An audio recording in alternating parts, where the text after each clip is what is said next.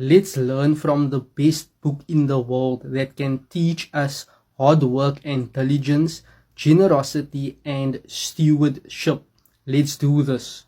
Hard work and diligence.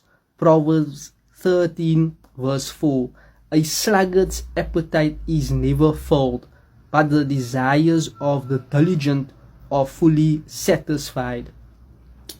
Colossians 3 verse 23. Whatever you do, work it with all your heart as working for the Lord, not for human masters.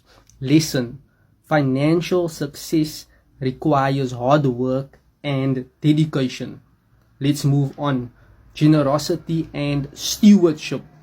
Proverbs 11 verse 24 to 25. One person gives freely, yet gains even more. Another withholds unduly, but comes to poverty. A generous person will prosper. Whoever refreshes others will be refreshed. If this was helpful, thank you and you're welcome.